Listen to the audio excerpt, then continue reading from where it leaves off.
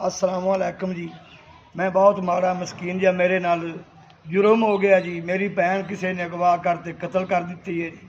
मैं बहुत माड़ा मस्कीन जी हाँ। मैं अपना खुरड़े वाले थाने जाके दरखास्त दी है जी।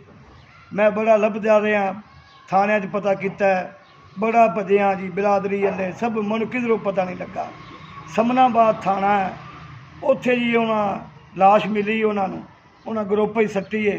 मैं पता लगा, मैं थाने ले गया, उत्थे एक अपना नासर शाह SH सैयद है जी, उन्हें कहा जी 10,000 रुपया दे मैनू, मैं अपना नक्शा कटाना है, उस लाश का नक्शा मैं लेना है, भावें तुसी करा लो भावें मैनू।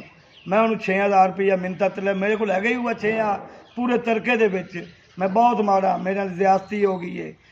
एला पंजाब वज़ीर आला नाल मेरी गुजारिश है, मेरी अपील की जाए, मेरी हाँ सुनी जाए। मैं लुटिया तो मारिया गया जी, मैं बहुत माड़ा जी। एक ग्रुप मैनू मिले जी, उन्हें कि असीं तुहाडी भैन दफना दी है, तुसीं अपना समनाबाद थाने नाल राबता करो। जो असीं थाने पहुँचे हैं जी, उन्हें कहा तुहानूं तसल्ली है तुहाडी है जी। असीं कहा सानूं तसल्ली है, साडी भैन है जिहड़ी फाह दे मारी गई है। मैं गरीब हाँ, बहुत बहुत माड़ा, मेरी अपील की जाए अपना वज़ीर आला पंजाब। मैं बहुत माड़ा मस्कीन जी हाँ जी, बड़ी मेहरबानी। अनपढ़ जी हाँ मैं, मस्कीन जी हाँ, मैनू कोई अगले पिछले का नहीं खबर। मैं बहुत माड़ा, मैं बहुत माड़ा जी। कातल जी फड़े जान, मैनू बस कातल चाहिए ने जी।